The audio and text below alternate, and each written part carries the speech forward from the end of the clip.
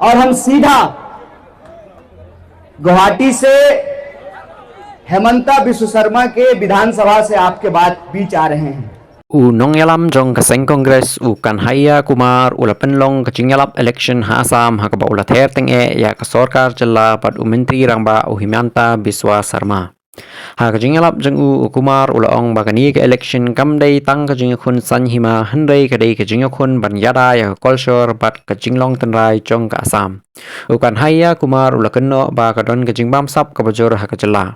Ula kadau ya kacingnya thu ki bedai bat kalong kami jong menteri rangba da kabakenno ba kadon bunteli ki passport bat kalaseng ya ka skul pat ba hadin ba ka sarkar kalakhang ya bunteli ki skul sarkar. Kani ka benta kalawan ra jingya kren ka bajor hapdeng ki pat ba bat ki seng san hima. Kumar ulapan pauru ya kijing ha kijingalap election dak baong ba ukertong kongres ha constituency jong menteri rangba uya kendu kijing ha kijingyo jingbet ban penlong jingalang pat ba. Ula kenno ru ba kidon kijingle penbor bat jingya penthot ki bakta ya kijingya bet jong ka election. Ha kijingalap jong ula kren shapang kimat bakong san kum kijingyo kakot bat kijing im pat ba. Ula penpau ya kijing kentur ka balak kita ya kimarpo kendo bat kijing don kam ban penpa ya puli puthi bat ya kakot kya. Ula kadawru ya kijing nyada ya kijing itu jong kipat ba kantup ya kijat ben riu kum karajwanshi community. Kanhaya Kumar ula penpau ya kijing don kam ban bud ya kinongrim jong kariti sensar kari India.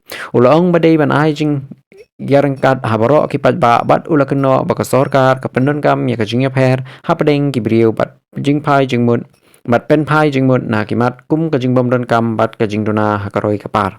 Hakabukut Kumar ula kentu ya kipat ba banwanra jingkela hakachelna nakabaong ba kapor kala dei ban penkut ya kajingalam kaba ula kenno ba kala neslem bat kabaom ai jing mentoy ya kipat ba.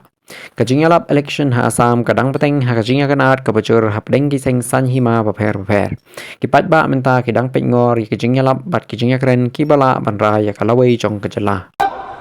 इसका मतलब गुंडागर्दी से हम डरने वाले लोग नहीं हैं, हम गांधी के सिपाही हैं, अपने हक के लिए लड़ने वाले लोग हैं। 20 साल के बाद मौका मिला है। 2006 में चुनाव लड़े थे आप, ये 2026 है। 20 साल के बाद मौका मिला है बोगाई गांव के लोगों को 40 साल की इस बेईमानी को खत्म करना चाहिए और इनको मौका देना चाहिए, अपना एमएलए बनाना चाहिए। और मैं कहता हूं ये एमएलए बनाना क्यों जरूरी है? ये एमएलए बनाना इसलिए जरूरी है कि जब मैं हेमंता बिस्व शर्मा के कॉन्स्टिट्यूएंसी में गया, वहां पर कांग्रेस की कैंडिडेट जो एक महिला है, पढ़ी लिखी महिला है, यूनिवर्सिटी में नौकरी करती थी, उस महिला को प्रचार नहीं करने दिया जाता है। उसके गाड़ी को तोड़ देते हैं, उसके पीछे गुंडे घूमते हैं, उसको गलियों में, उसको घरों में, मोहल्लों में, कॉलोनियों में घुसने नहीं देते हैं, मारपीट करते हैं, रैली का परमिशन नहीं देते हैं, उसको तंग कर रहे हैं। लेकिन वो महिला इस चोर के खिलाफ झांसी की रानी की तरह लड़ रही है। इसीलिए हमने कहा कि इस बार असम का चुनाव सिर्फ सरकार बदलने का चुनाव नहीं है। अगर सिर्फ सरकार बदलने का चुनाव होता तो हम अपनी इतनी ताकत से, इतनी मेहनत से और इतनी हिम्मत से इस चुनाव को नहीं लड़ रहे होते, क्योंकि ये सरकार बदलने का नहीं, ये अहोम संस्कृति को बचाने का चुनाव है। इस बात को याद रखिएगा। और ये बात हम क्यों कर रहे हैं? ये बात हम इसलिए कह रहे हैं कि पूरा का पूरा जो सिंडिकेट है, पहाड़ काट रहा है, खदान की चोरी कर रहा है, रेत चुरा रहा है, हर जगह पे गुंडागर्दी, कमीशन, भ्रष्टाचार, लूट और सारा का सारा चोर इकट्ठा हो गया है और सारा का सारा चोर जाकर के भाजपा में शामिल हो गया है। और इस चोरों का सरदार जय शाह का पिताजी है, जानते हैं उसका नाम ना? हम आए तो हमको मीडिया के पत्रकार ने कहा कि घुसपैठिया का मुद्दा है। हम बोले सबसे बड़ा घुसपैठिया गुजरात से आया है, हेमंता बिस्व शर्मा के साथ उसको भी यहां से भगाने का जरूरत है। हमारे गांव के लोग, हमारे जिले के लोग बोगाई गांव में काम करते हैं, लेकिन फिर भी हम आपको कहते हैं कि बोगाई गांव की चीजों पर, आसाम की संपत्ति पर आसाम के लोगों का पहला हक है और उसका हम समर्थन करते हैं, कांग्रेस पार्टी समर्थन करती है। ये जब गमछा हम पहनते हैं ना, तो फोटो शूट कराने के लिए नहीं पहनते हैं, रील बनाने के लिए नहीं पहनते हैं। ये गमछा जब अपने कंधे पे डालते हैं तो गांधी की तरह यह प्रतिज्ञा लेते हैं कि जान चली जाए तो चली जाए। जैसे गांधी ने अंग्रेजों से समझौता नहीं किया था, हम इस देश के संविधान को मिटने नहीं देंगे, इन चोरों के साथ कोई समझौता नहीं करेंगे। और राजवंशी लोगों का जो हक है, उनका जो स्टेटस है एसटी का, उसको दिलाने का काम कांग्रेस पार्टी करेगी। हम ये संकल्प लेते हैं, उनको बचाने का संकल्प लेते हैं। और बात सिर्फ एक जाति का नहीं है, बात सिर्फ एक जनजाति का नहीं है, बात इस देश में रहने वाले 140 करोड़ लोगों का है।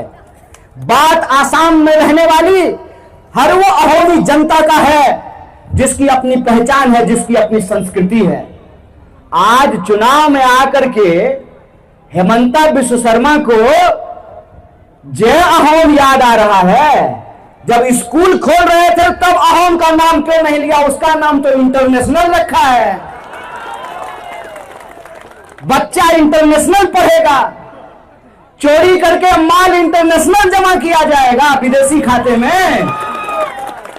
और विदेश में जुबिन दा की मौत हुई तो उनको अभी तक न्याय नहीं दिलाया गया है। इसीलिए हम सिर्फ एक पहचान की बात नहीं कर रहे हैं, हम आसाम में रहने वाले वो सारे लोग जो इस मिट्टी से उगा हुआ खाते हैं, यहां की हवा में सांस लेते हैं, यहां के पेड़ों की छांव में अपना गुजर बसर करते हैं, जिनकी पहचान अहोमी है, हम सबके हक और अधिकार की बात करते हैं। कांग्रेस पार्टी ने इस देश को आजादी दिला करके, संविधान को लागू करके इस बात को सुनिश्चित किया है कि हमारे माथे पे तिलक हो या टोपी हो, हम पजामा पहने हो कि लुंगी लपेटे हो, हम कुर्ता पहनते हो कि शर्ट पहनते हो, हम जींस पहनते हो कि साड़ी पहनते हो, इस देश में रहने वाले सभी लोगों का हक बराबर है और ये बराबरी का हक हमको हमारा संविधान देता है। संविधान कहता है कि अगर आपके पास पक्का मकान है, आपके पास फॉर्च्यूनर गाड़ी है, तब भी आपका वोट एक होगा।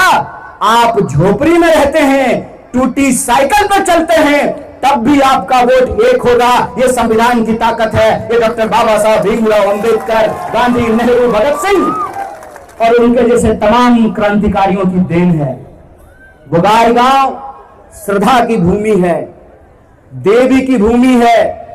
यहां पे तमाम लोग अपनी अपनी श्रद्धा से, अपनी आस्था से मिलजुल कर सालों से, सदियों से रहते आए हैं। आज इनको बांटने की कोशिश क्यों की जा रही है? आज इनको आपस में क्यों लड़ाया जाता है? इनको आपस में इसलिए लड़ाया जाता है कि जब 5 साल में चुनाव हो तो नेता को इस बात का जवाब नहीं देना पड़े कि जब आप चुनाव लड़ने के लिए आए थे तब आपकी संपत्ति थी 200 रुपए और आज आपकी संपत्ति 200 करोड़ रुपए कैसे हो गई है। इस सवाल का जवाब नहीं देना पड़े। इस सवाल का जवाब नहीं देना पड़े कि आपका बच्चा तो विदेश पढ़ने के लिए चला जाता है, आपके पास पहले एक गाड़ी थी, अब आपके पास 50 गाड़ी हो गई है। आपके पास पहले एक मकान था, 50 मकान हो गया है। आपकी संपत्ति दिन दुगुनी रात चौगुनी बढ़ रही है, लेकिन किसानों को उनके फसल का दाम नहीं मिल रहा है, मजदूरों को मजदूरी नहीं मिल रही है, नौजवानों को शिक्षा नहीं मिल रही है और पढ़े लिखे नौजवानों को रोजगार नहीं मिल रहा है। मुझे बताइए, जब आसाम के लोगों को पढ़ने के लिए बाहर जाना पड़ता है और अपने ही देश में, अपने ही देश के लोग जब पूछते हैं कि चाइना से आए हो, तो मन में कितना अपमानित महसूस होना पड़ता है, कितना बुरा लगता है। इस बात को सोच करके बताइए। इलाज करने के लिए बाहर जाना है, पढ़ाई लिखाई के लिए बाहर जाना है, नौकरी करने के लिए बाहर जाना है और आसाम की संपत्ति को लूट लूट करके ये लुटेरे दिन दुगनी रात चौगुनी अपनी संपत्ति बढ़ा रहे हैं। इस सवाल का जवाब जनता नहीं पूछे, इसीलिए जनता को आपस में लड़ाने का काम करते रहे। अंग्रेज हमारे ऊपर 200 साल तक राज किए थे, क्या बोल करके, फूट डालो और राज करो। ये हमारे ऊपर राज कर रहे हैं, हमको आपस में लड़ाते हैं और हमको लड़ा करके हमारे बीच में नफरत